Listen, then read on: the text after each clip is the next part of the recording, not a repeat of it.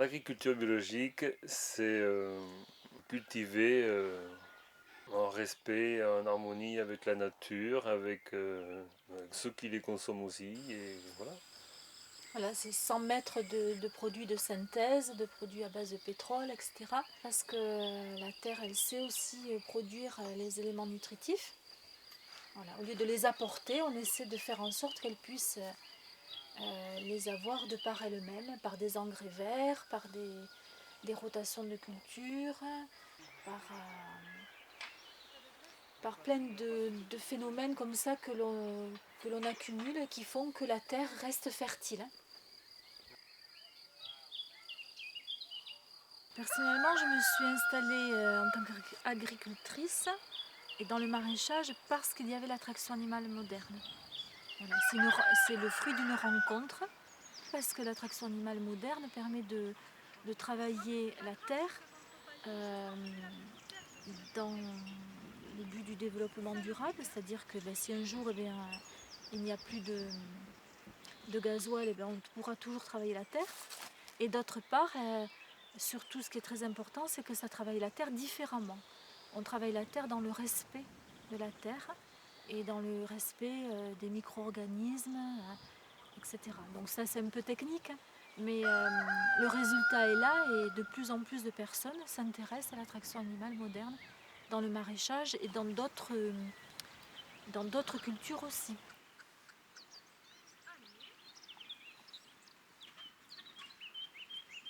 Disons qu'avec les ânes, on travaille la terre en surface. On n'est pas obligé de labourer avec comme un tracteur.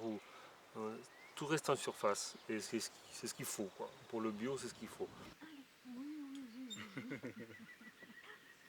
Allez, on continue. Allez. Oui. Avant, j'allais au marché biologique et donc je me levais de très bonne heure le matin, vers 5 heures, et je revenais vers 2 heures de l'après-midi. Donc j'étais assez frustrée parce que je ne m'occupais pas bien de mes animaux, parce qu'en général, on s'en occupe le matin. Et d'autre part, je passais trop de temps sur les marchés, en plus de la veille des préparatifs du marché. Mais le fait de ne plus faire les marchés, euh, euh, on est plus concentré, c'est plus régulier. On va dire on sort d'ici que pour les livraisons, quoi.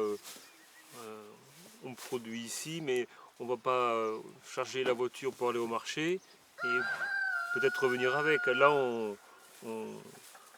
on prépare les paniers, on sait à quelle date et on sait que quand c'est livré, c'est vendu, quoi.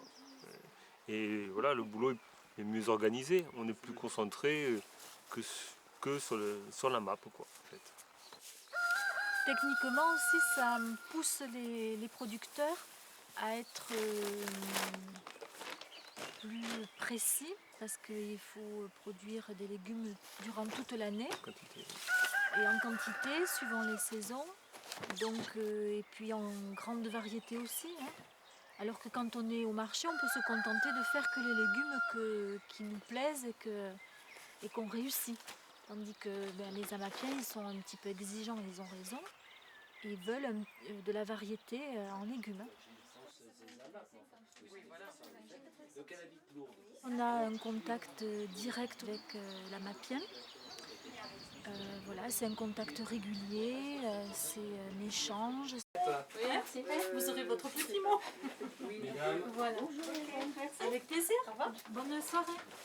Il y a le produit, et au-delà du produit, c'est effectivement tout un système qui fait qu'on est proche, on participe à la fois donc, à la production directement, consommation directe, et puis effectivement à d'une relation directe, puisqu'on vient nous-mêmes faire la démarche et soutenir donc, un système.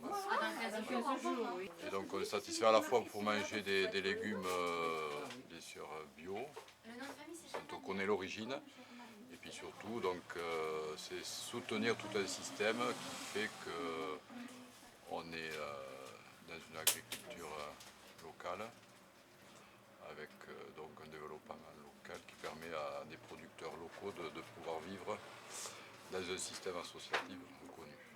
Ça met en rondelle, et entre chaque rondelle, vous mettez prix, je le trouve très bon parce qu'en fait, si on compare avec les produits frais sur le marché, c'est quasiment, si on fait une moyenne, ça revient au même. Voilà. Et je suis satisfaite de la MAP parce qu'en fait, de cette façon-là, on a chaque semaine des produits sains et dont on connaît la provenance. Et ça, c'est très important.